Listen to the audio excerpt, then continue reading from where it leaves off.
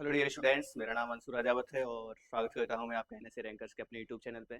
एक बार फिर से अपन रीजन की अपनी सीरीज लेके हाजिर हैं। 30 मिनट्स के नाम से जो सीरीज चल रही है अपनी, आपको प्लेलिस्ट पे मिल जाएगी। और इस पार्ट में हमने अभी तक 4 क्लासेस ले ली हैं।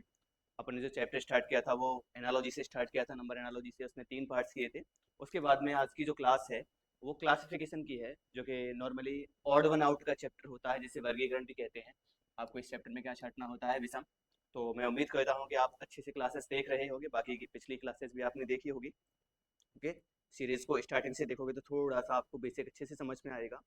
बाकी अच्छे से आपकी तैयारी चल रही होगी, ये उम्मीद है। आप स्वस्थ होंगे, मस्त होंगे, अपनी तैयारी में क्या होंगे, व्यस्त होंगे। ठीक है। तो आज का जो क्वेश्चन है पहला, वो आपके सामने है। और प्लीज़ अगर आप यहीं से स्टार्ट कर रहे हो तो मैं सलाह दूंगा आपको कि आप पिछली क्लासेस पहले फिनिश करके आओ। उसके बाद में यहाँ पे आपके पास 4 ऑप्शन है, ए बी सी और डी। और आपको इन सब में डिफरेंट बताना है कि इन सभी में अलग क्या दिखाई दे रहा है आपको। ओके। टाइमर भी हम आपको देंगे। और हर क्वेश्चन के लिए टाइमर कितना रखेंगे, 20 सेकेंड्स का रखेंगे, या ज़्यादा का नहीं रखेंगे।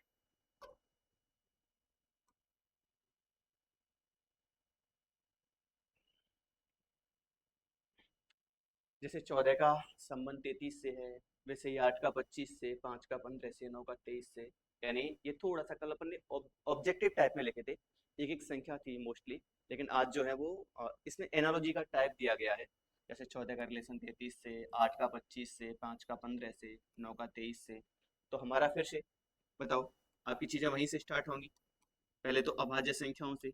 अभाज्य संख्याओं का रिलेशन यहाँ तो नहीं है। और वर्ग, वर्ग के बाद में घन, उसके बाद में गुणनखंड।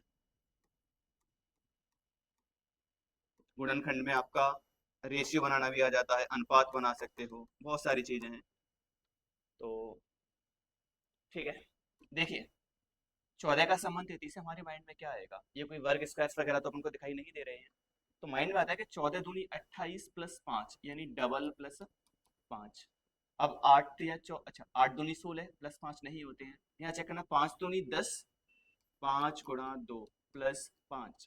यहाँ भी गुणा 2 प्लस 5 था, यहाँ भी गुणा 2 प्लस 5 है। 9 दूनी 18 प्लस 5 कितने होते हैं, 23। यानी डी, बी और ए, ये सभी ऑप्शन एक तरीके से समान है। इनमें सभी में गुणा 2 प्लस 5 किया गया है। तो ऑप्शन नंबर सी हमारा क्या हो जाएगा आंसर। यानी इन सभी में अलग क्या था आपको, ऑप्शन नंबर सी, सॉरी, इन सभी में अलग क्या है आपको, option number B. Option A, C और डी आपस में समान थे। कैसे? Double plus 5, double plus 5, double plus 5, तो अलग क्या हो जाएगा, 8 और 25। ओके। क्वेश्चन नंबर 2 पे चलिए।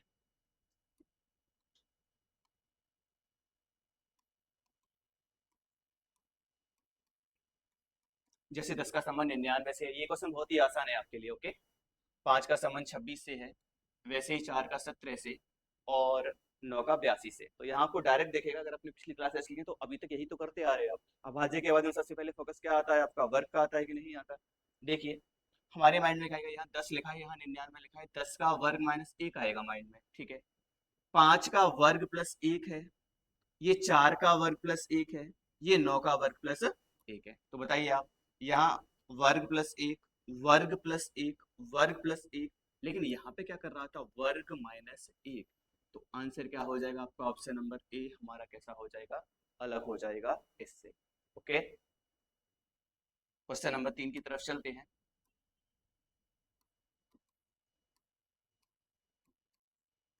जैसे 78 13, 18 9, 34 7 और 56 11। 78 के साथ में 13 दे रखा है, 18 के साथ में 9 दे रखा है, 34 के साथ में 7 दे रखा है, और 56 के साथ में क्या दे रखा है, 11।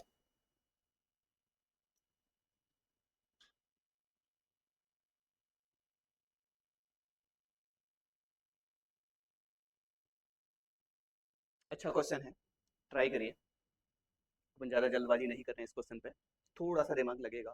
क्योंकि सबसे पहले हमारे माइंड में यही आता है कि जब दो संख्याएं लिखी हैं तो हम गुणा पे जल्दी जाते हैं, लेकिन गुणा पे जाने से फायदा नहीं मिलेगा। जैसे सपोज करो, 11 पंजे 55, अब 7 पंजे 35, ये तो +1 है, ये -1 है, और ये 9 9 दूनी 18, डायरेक्ट टेबल में आ रहा है।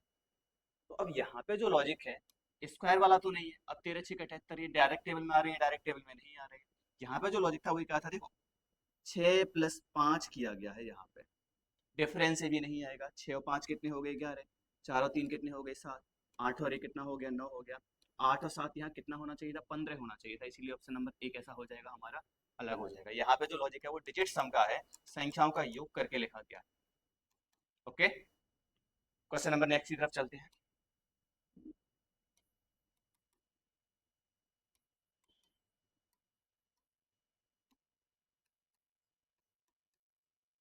जैसे 6 और 18 रिलेटेड हैं, 8 और 32, 12 और 72, 14 और 94। अच्छा, ये भी क्वेश्चन वैसे तो आसान है, अगर आपने पिछली क्लासेस देखी हैं तब आपके लिए आसान है, बाकी कोई दिक्कत नहीं है। देखने में ऐसा लगता है कि डायरेक्ट टेबल जैसा लग रहा है। अब बाज्य का लॉजिक होगा नहीं। अगर आप वर्गों का करना चाहते हो तो एक तरीके से वर्ग का हो सकता है, लेकिन अगर समझ नहीं पा रहे तो तुम्हारे माइंड में क्या आएगा, मैं भी समझाऊंगा। अच्छा यहाँ देखो, तो सबसे पहले तुम्हारे माइंड में आएगा कि 6 गुणा 3 करके कितना आता है? 18 आता है। यहाँ 8 गुणा 4 करके कितना आता है? और ये 12 6 के कितने होते हैं? 72 होते हैं। अब ये डायरेक्ट टेबल में नहीं है, तो पहले तो अगर लॉजिक पता भी नहीं चल रहा है तब भी आप आंसर दे सकते हो कि ये संख्या इससे कटती है, ये संख्या इससे कटती है, ये संख्या इससे कटती है, 14 से 94 नहीं कट रहा है। तो आंसर तो क्या हो जाएगा? Option number D. अब ये बताओ, एक जगह 3 से गुणा है, एक जगह 4 से गुणा है, एक जगह किससे गुणा है? 6 से। मैंने कहा था लॉजिक सेम तो नहीं है, लेकिन ये जो संख्या है, क्या हम 6 में से नहीं बना सकते हैं? ये 6 का ही तो आधा है ये। 8 का आधा कितना होता है? 4। और 12 का आधा कितना होता है? 6। अब मैं समझाऊंगा यहाँ पे, ये देखिए आप कि 6 गुणा 3 जो है ना, वो है क्या? 6 गुणा 6 जब हम करते हैं, अगर उसमें हम 2 का भाग दे दें तो बताना 2 से कितनी बार कट गया? 3 बार। यानी ये 6 के वर्ग का आधा ही तो था। 36 का आधा कितना होता है? 18। 64 का आधा कितना होता है? 32। 12 का, सॉरी 12 के स्क्वायर 144 का आधा कितना होता है? 72। ओके, तो यहाँ स्क्वायर का आधा था, तो 14 गुणा 7 होना चाहिए था, यहाँ पे 98 होता, तब तो इनसे समानता रख रहा था। लेकिन अभी के लिए अलग क्या हो जाएगा? आपका ऑप्शन नंबर डी हो जाएगा। ओके, उम्मीद करता हूँ कि क्वेश्चन अच्छे से समझ में आया होगा। नेक्स्ट क्वेश्चन की तरफ चलते हैं। 56, 36, 24 और 48।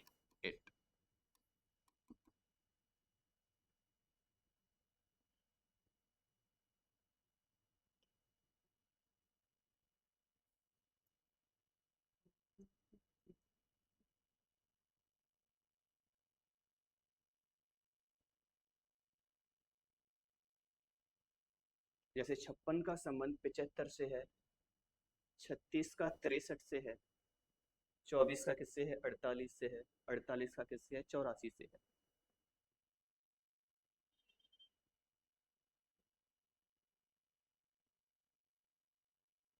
ओके, चलो ठीक है। देखो यहाँ पे, अब सबसे पहले हमारा माइंड काम करता है कि क्या स्क्वायर वगैरह का लॉजिक हो सकता है? स्क्वायर हमें डायरेक्ट तो दिखाई नहीं देते हैं, वर्ग भी नहीं दिखाई दे रहे हैं। गुणनखंड पे जाके चेक करते हैं, डायरेक्टली मल्टीप्लाई तो है नहीं, क्योंकि प्लस माइनस तो अपन लास्ट में चेक करते हैं ना। तो अगर गुणनखंड पे चेक करें तो इन दोनों में कुछ कॉमन दिख रहा है क्या? ये दोनों किसी कॉमन संख्या से कटती हैं? नहीं, दोनों किसी कॉमन संख्या से नहीं कटती हैं। जरा चेक करते हैं यहाँ पे। ये 36, 9 चौके 36 और 9 7 63, ये चार अनुपात कितना है? 7 है। ओके, 24 और 48 दोनों किसी कॉमन चीज से कट रहे हैं, जैसे कि 8 या 24, 8 6 48, और ये भी 4 से, वैसे तो 4 से 12 और 4 से 4 दूनी 8, 12। कुल मिला के ये है कि ये सभी संख्याएं किसी न किसी से आपस में कॉमन फैक्टर के रूप में है, इनमें कॉमन फैक्टर है। बाकी और कोई लॉजिक नहीं मिलता है, यहाँ समान भी नहीं है। तो संख्याएं कट रही हैं, इन ये दोनों किसी समान संख्या से, ये दोनों किसी समान संख्या संख्या से, और ये दोनों किसी समान संख्या से। तो बताओ कौन सा नहीं कट रहा था? वो हमारा ऑप्शन नंबर ए नहीं कट रहा था, इसीलिए आंसर क्या हो जाएगा? आपका ऑप्शन नंबर ए हो जाएगा। ओके, अच्छा क्वेश्चन था। क्वेश्चन चेक कर लेते हैं, हमने नंबर नहीं लिखा है। 1 2 3 4 5, 5 क्वेश्चन कर चुके हैं। अब आपका जो क्वेश्चन है वो कौन से नंबर का है? 6 नंबर का है। ओके, ये क्वेश्चन आसान है, ज़्यादा टाइम नहीं लगना चाहिए आपको। करिए फिनिश। 13 और 29, 9 और 17, 7 और 11, 11 और 25।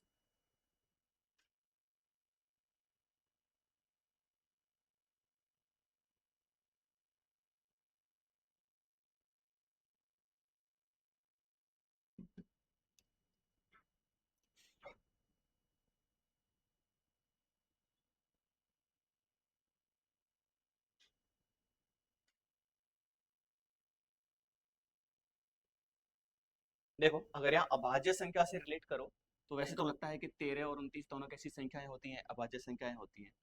लेकिन 9 और 17, 7 और 11 भी अभाज्य संख्याएं होती हैं। अब दो ऑप्शन सेम मिल गए तो अभाज्य संख्या को लॉजिक नहीं रख सकते हैं हम। वर्ग और घन कोई डायरेक्टली तो यहाँ है नहीं, यही केवल दिखाई देता है, इसके अलावा तो कुछ है नहीं। तो ये लॉजिक तो इसमें नहीं है।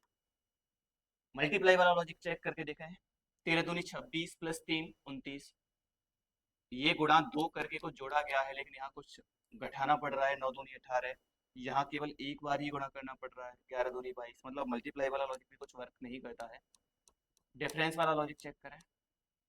13 और 29 का डिफरेंस कितना होता है? 16। अंतर कितना होता है? 4। ये अंतर कितना होता है? 8। 11 और 25 का अंतर कितना होता है? 14। और 7 और 11 का अंतर कितना होता है? 4। अच्छा, डिफरेंस लेने पर एक चीज देखने को मिलती है कि इनके डिफरेंस में यहाँ 4 है, यहाँ 8 है, यहाँ 16। तो बताओ ये सभी 4 से कैंसिल हो रहे हैं। जो डिफरेंस है, अगर हम दोनों संख्याओं का डिफरेंस लें तो वो किससे डिवाइड हो रहा है? 4 से डिवाइड हो रहा है। जबकि ये 14 संख्या 4 से नहीं है। एक चीज, दो नहीं लिया है मैंने, क्योंकि दो से तो सभी डिवाइड थी, तो दो नहीं है तो अपन 4 से स्टार्ट करेंगे। और क्योंकि सभी संख्या भाज्य है तो अपन को भाज्य संख्या तो लेनी ही पड़ेगी। तो 4 से कट रही थी, डिफरेंस 4 से कट रहा था। केवल एक ऐसी जगह है जहाँ ये नहीं कट रहा है, वो कौन सा है? Option number D. यानी आंसर क्या हो जाएगा आपका? 11 और 25। ओके, क्वेश्चन नंबर 7 की तरफ चलते हैं। अब बड़ी संख्याएं हैं तो आपको पहले ही पता है कि बड़ी संख्याओं में हमें किस लॉजिक की तरफ जाना है। कल ही बता दिया था आपको कि ऐसी इतनी बड़ी संख्या में आपसे मल्टीप्लाई तो नहीं करवाएगा। यानी दो ही लॉजिक थे, या तो आपको अंकों का योग करना है, या फिर किस पे जाना है? अंकों की डिफरेंस वगैरह पे जाके चेक करना है। यहाँ देखिए, अगर हम माइनस करें तो बड़ी संख्या में से छोटी संख्या माइनस करते हैं ना, तो 8 में से 5 गए तो 3, 7 में से 4 गए तो 3, और 6 में से 3 गए तो 3। लगता है कि 333 का डिफरेंस है। अब बताओ, 7 में से 4 गए तो 3, 6 में से 3 गए तो 3, और 5 में से 2 गए तो 3। डिफरेंस 6 में से 3 गए तो 3, 5 में से 2 गए तो 3, और 4 में से 1 गया तो 3। 8 में से 6 गए तो कितने बचते हैं? 2। इसीलिए आंसर क्या हो जाएगा? ऑप्शन नंबर डी हो जाएगा। एक और तरीका था करने का, देखो। 3 और 3 6, 4 और 3 7, 5 और 3 8, वही सेम यहाँ ऐड करके, इसमें ये संख्या ऐड करने पर, यहाँ पे भी ऐड करने पर, ये भी ऐड करने पर, केवल कहाँ नहीं आ रहा है? ऑप्शन नंबर डी में नहीं आ रहा है। तो बड़ी संख्या में दो लॉजिक पे फोकस रहेगा आपका। अब धीरे धीरे अपन प्रैक्टिस करते आ रहे हैं तो आपको आइडिया होता जा रहा है कि सबसे पहले हम क्या, अगर सिंगल डिजिट हो तो प्राइम नंबर चेक करते हैं, भाज्य संख्या चेक करते हैं। अगर वो नहीं लगता है तो हम किस पे चलते हैं? वर्ग। उसके बाद में किस पे चलते हैं? घन पे। अगर ये भी नहीं है तो हम किस पे जाते हैं? गुणा पे। और मोस्टली 90% केसेस में यही काम कर रहा है। उसके अलावा वर्ग और घन भी है हमारे। और यहाँ भी नहीं है। अगर संख्याएं कैसी हैं? बड़ी हैं। संख्याएं बड़ी हैं तो एक तो अंकों का योग, और नहीं तो आपका प्लस या माइनस। क्वेश्चन नंबर 8 की तरफ चलते हैं। ये भी संख्याएं बड़ी हैं तो यहाँ पे भी ज्यादा टाइम नहीं लगाओगे आप।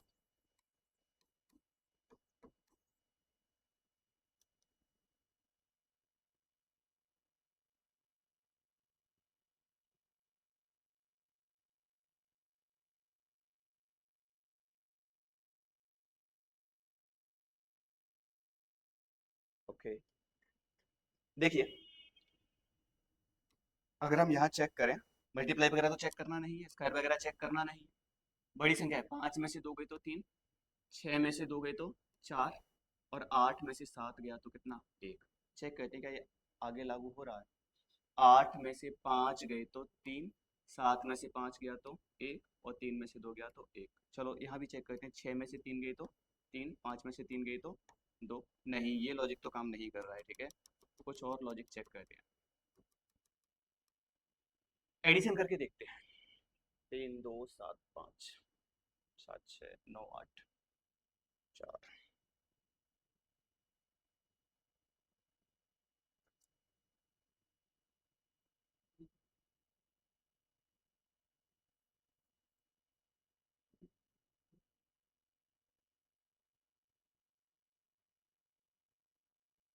अगर हम एडिशन करके देखें, 9 6 15 7 कितने होते हैं? 22। 8 4 12 4 कितने होते हैं? 16। 7 और 5 12 और 6 कितने हो गए? 18। 6 और 3, मतलब ये भी वर्क तो नहीं कर रहा है।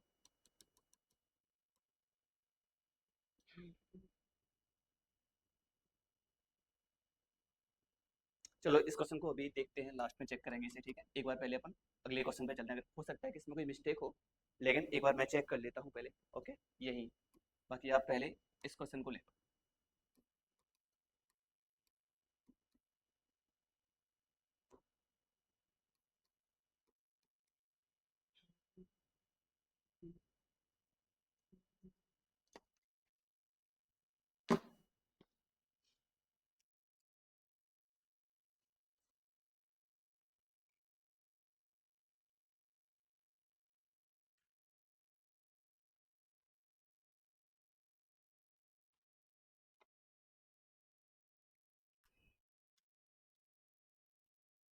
जैसे 8 का संबंध 80 से है, 6 का 48 से है, 4 का किससे है, 26 से है, 10 का किससे है, 120 से।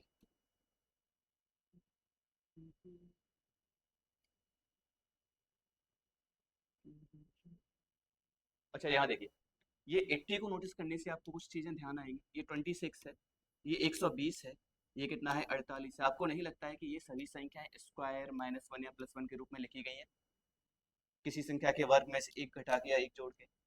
अब 8 का तो नहीं है, 9 से रिलेटेड है, यानी 9 का वर्ग -1 कह सकते हैं।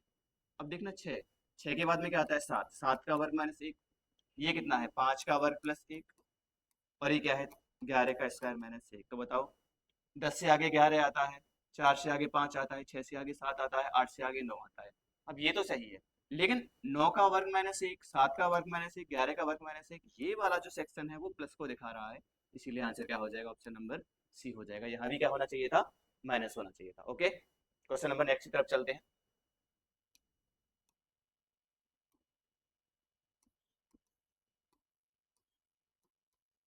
अब ये एक ऐसा क्वेश्चन किया है तो इसमें ज़्यादा दिक्कत नहीं आनी चाहिए आपको। 20 सेकेंड से आपके पास में।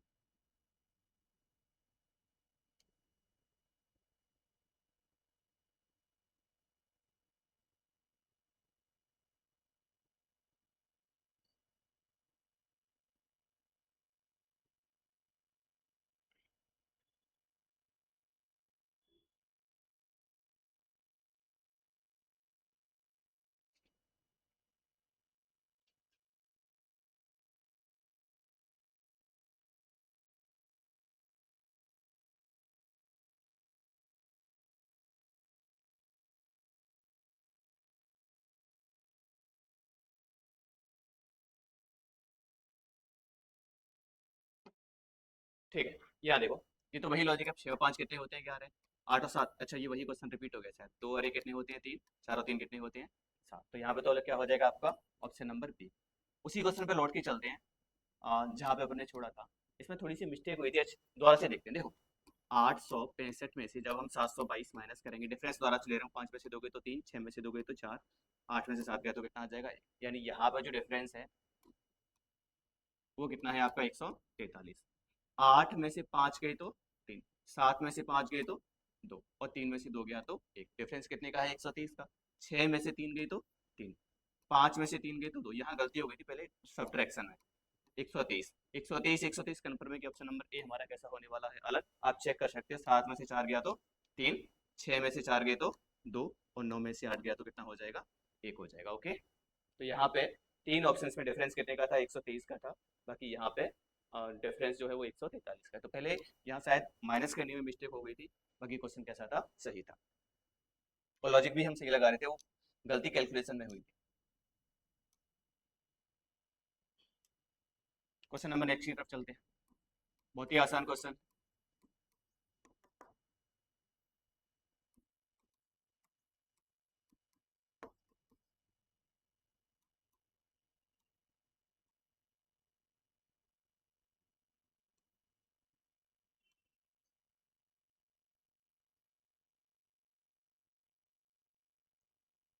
अब यहाँ पे तो आपका डायरेक्ट आंसर, ये 10 सेकंड्स का भी क्वेश्चन नहीं था, साफ साफ दिखेगा।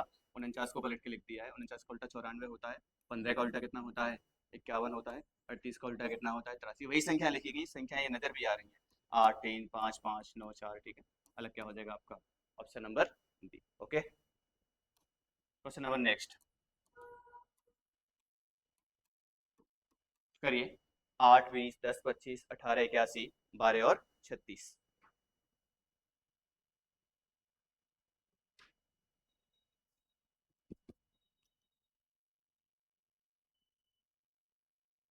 जैसे 8 का संबंध 20 से है, 10 का संबंध किससे है, 25 से है, 18 का किससे है, 81 से है, 12 का किससे है, 36 से है, वैसे ही किसका संबंध किससे होगा।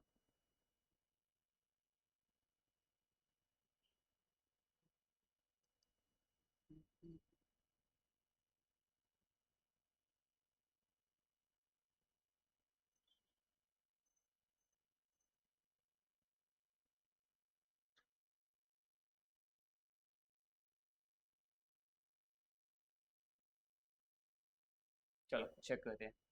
यहाँ पे 8 से 20 का संबंध, अब माइंड में आता है कि क्यूब वगैरह हो सकता है, लेकिन यहाँ नहीं। अब मल्टीप्लिकेशन पर जाएं तो 8 दूनी 16 प्लस कितने हो गए 4, 10 दूनी 20 प्लस 5, अब 18 दूनी 36 और 12 तिया 36, यहाँ तो टोटली हो गया। ओके, तो ये तो फिट नहीं बैठता है मल्टीप्लाई वाला। अगर हम फैक्टर बनाए, 4 से 2 बार, 4 से कितनी बार 5 बार, 5 से 2 बार, 5 से कितनी बार 5 बार, 5 दूनी 10, 5 पंजे 25, 9 से 2 बार, 9 से 9 बार, 6 से 2 बार। अच्छा, यहाँ पे आप ऑप्शन को चेंज करें, 30 होगा। 36 की जगह पे क्या होना चाहिए, 30, तभी फिट बैठेगा। 6 पंजे 30। तो यहाँ पे 2:5, 2:5, 2:5, आंसर क्या होगा आपका, ऑप्शन नंबर सी, जो कि 2:9 में दे रखा है। अलग यहाँ क्या होना चाहिए, ऑप्शन नंबर सी। एक और चीज, अब ऐसे मत करना कि ये संख्या जस्ट 1 और 8 को पलट के लिखी गई है, 8 और 1। तो अगर पिछले क्वेश्चन को ऑब्जर्व करोगे तो यहाँ 3 संख्याएं पलट के लिखी गई थी, ये वाली, तब ये संख्या कैसी मानी गई थी, अलग। केवल एक संख्या के ऊपर आप अलग नहीं करोगे। Question number next.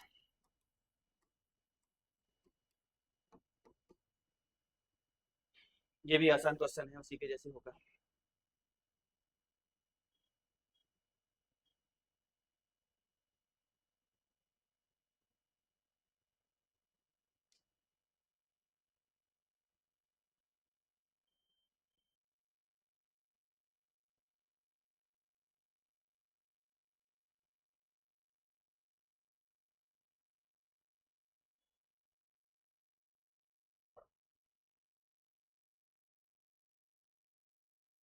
देखो, अगर यहाँ आप फैक्टर बनाने लग जाओगे तो ये तो 2 और 3 आएगा, ये 3 और 4 दिया 12, 4 पंजे 20। ये अगर 5 से कैंसिल करो तो ये 6 बार कटेगा, ये 8 बार, यानी 2:3 में आ जाएगा। 3 अनुपात कितना था, 5। ये 3:4 है। ओके, 2:3, 3:4, 7 छिंगे 42, 7 56,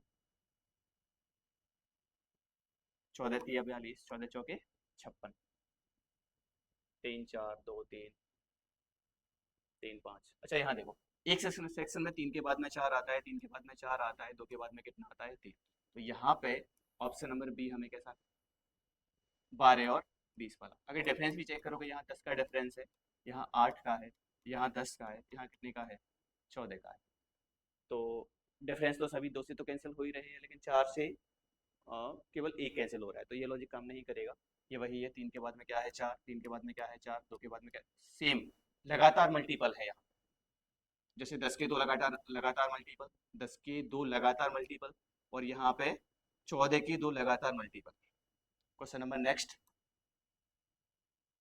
जैसे 9 का 20 से संबंध है, 19 का 40 से है, 14 का 30 से है, 21 का 45 से है। ये तो बहुत सिंपल क्वेश्चन है, अब मल्टीप्लाई में ही आंसर आ जाएगा आपका। ओके,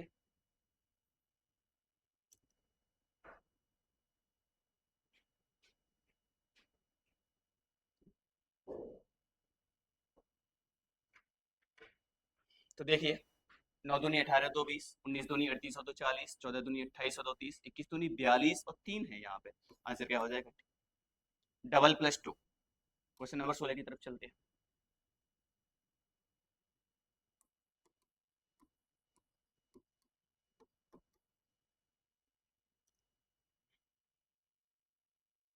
ये भी सिंपल है, रेशियो मेथड से करेंगे।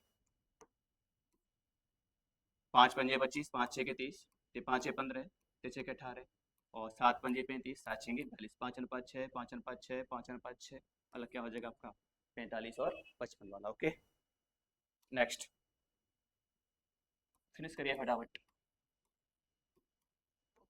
14 और 6, 7 और 12, 21 और 4, 41 और 2। यहाँ कॉमा में संख्याएं हैं, 14 6 20 होते हैं, 12 7 19 होते हैं, 21 और 4 25, मल्टी ऐड करके तो आंसर नहीं आएगा। कॉमन भी नहीं दिख रहा है कि 6 दूनी 12 2 14 हो। अब 4 ये ऐसे करके मल्टीपल में नहीं बन रहा है। प्रोडक्ट करके देखें, 14 6 के कितने होते हैं 84, 12 7 भी कितने होते हैं 84, 21 चौके भी कितने होते हैं 84, लेकिन 41 दूनी कितने होते हैं 82 होते हैं। मतलब इन सारे ऑप्शंस में जो ऑप्शन नंबर डी है वो हमारा कैसा हो जाएगा, अलग। प्रोडक्ट ऑफ बोथ नंबर्स, यानी दोनों संख्याओं का गुणनफल सेम आ रहा है तीन ऑप्शंस में। क्वेश्चन नंबर नेक्स्ट की तरफ चलते हैं।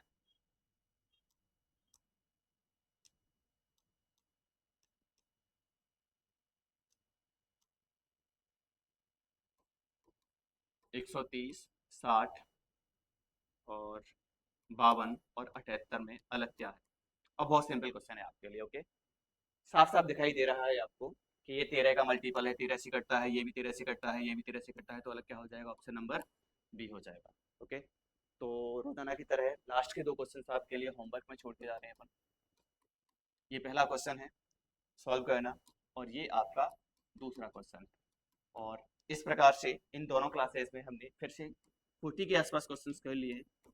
एक और पार्ट लेकर आएंगे जो कि इससे भी अच्छे क्वेश्चंस का होगा। एक क्वेश्चन में दिक्कत आई थी, वो दिक्कत किस चीज़ की वजह से थी, कैलकुलेशन की वजह से। बाकी सारे क्वेश्चंस अच्छे हैं, तो अच्छे से प्रैक्टिस करना। तब तक के लिए जय हिंद, मिलते हैं अगली क्लास में।